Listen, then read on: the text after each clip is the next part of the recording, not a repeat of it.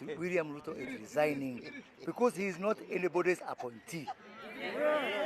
He was elected on the ballot.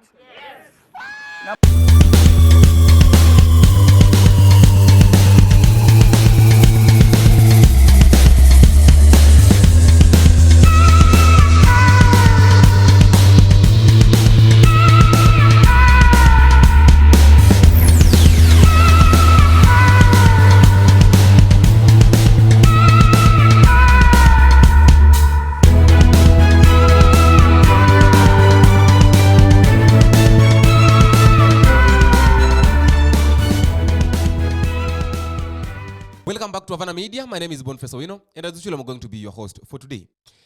Now, we know very well that the CSS were fired by the President of the Republic of Kenya.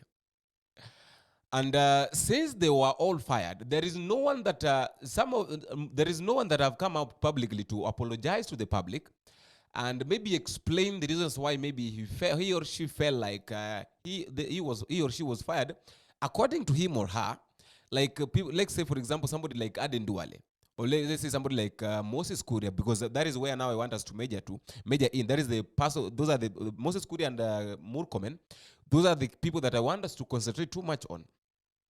Moses Kuria, since he was fired, he has not come out, not even on his page, on his Twitter handle or anywhere, to explain to the public or maybe apologize to the public and explain why he felt like he was fired. You know, there is that thing that once you're working for the public, you should come out and tell them that, okay, I know I'm sorry because of 1, 2, 3, and maybe I feel like I was fired because of 1, 2, 3 things. But there is no one that have come out maybe to apologize to the public. Instead of apologizing, somebody like Aisha Juma is just dancing this song of Anguka Nayo, doing things the right way. They just assume that everything is okay. So that one shows us that these guys were just in the office for the sake of being in the office. They were not doing this job because it was from their heart. They were just doing it maybe to earn money. They were just doing it maybe to have a lavish life. Their concern was not on the people to work for the people of Kenya. That is why since then they've not even apologized. Somebody like Kituri Kindiki, no one even knows where he is. Somebody like David Chirchir, no one knows where he is. Somebody like Aden Dual, no one knows where he is. Murkomen is just singing, and I heard Murkomen saying that Raila is the root cause of them being fired. I want us to listen to the way Murkomen was speaking. Kwa hiyo tunataka kuanza safari. Kuna mzee akatembelea rais, akakuja kumsalimia.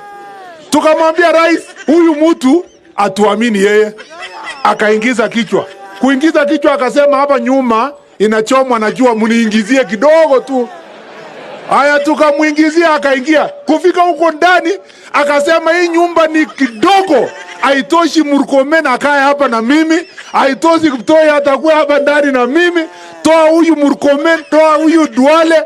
Sasa tumetolewa, yeye sasa ndio anatawala huko ndani. Mithuki Linturi, that is the former CS of Agriculture.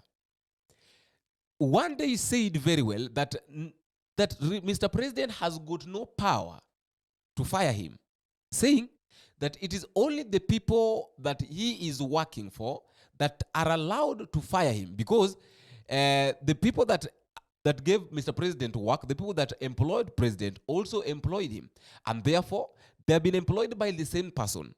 There is no way his fellow employee can fire him. Na niwaombe ruhusa, sababu ndio tu kuvulia kofia, sababu ndio wameniajiri na ndio wanaweza kunifuta. Mimi siwezi kufutwa na rais. Hawa tu ndio wetu wanaweza kunifuta. Rais wamemwajiri vile wameniajiri mimi mwenyewe. Ni vile pale sisi tunachezea ni viwanja tofauti. Let us now discuss the issue of Moses Kuria, because that is now our key point of discussion. Moses Kuria is saying that Mr. President must also resign because he was also elected by the people of Kenya, and he has got no power. He didn't have any power and authority to fire them. William Ruto is resigning because he is not anybody's appointee. He was elected on the ballot. Number 2, it is a prerogative of the president to reshuffle cabinet. He can do it anytime. We don't have that power. He has the power. If you want to bring Raila Odinga as chief minister, Let him just go ahead instead of all these shenanigans. Finally, tuko tayari kwa uchaguzi. Tuko tayari serikali ivunjwe. Tuko tayari kwenda kwa debe. We enjoy 80% of the support of Kenyans. Wakimwaga ugali, tunamwaga kitoweo. Kuria goes ahead and says that in as much as he has been fired, but there are two people that he is pitying. Number one, Moses Kuria is saying that nimefutwa lakini mwenye nimehurumia sana ni Kindiki.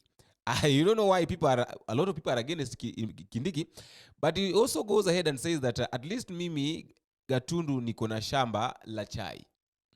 Aden Duale ataenda wapi na kiangazi ilimaliza ngamia zake zote? Acha nirudie. This is what Kuria is saying. Kuria is saying that at least mimi Gatundu niko na shamba la chai. Aden Duale ataenda wapi na kiangaza ilimaliza ngamia zake zote? And then he puts the laughing emojis. So are you seeing?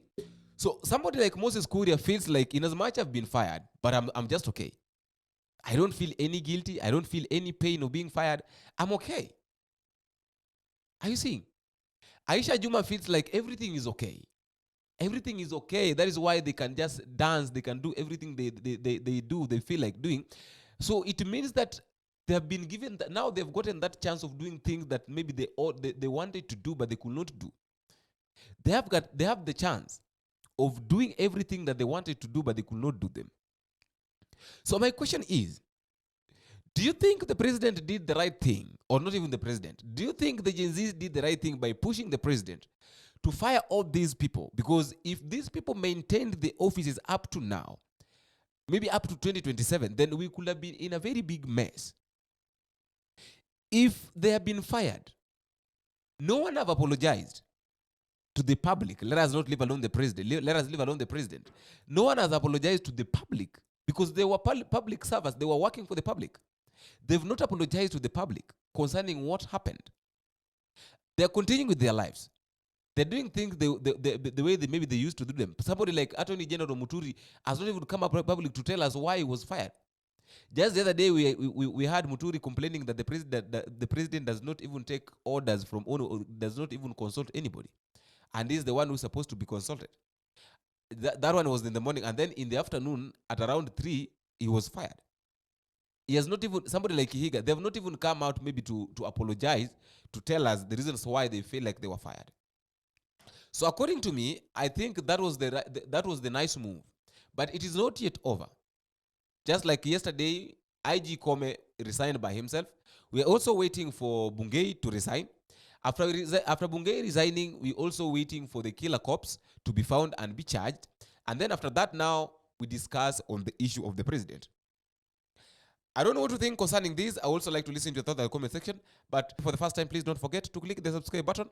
You can also like and drop me a comment and tell me where you're watching us from and how these videos are reaching you.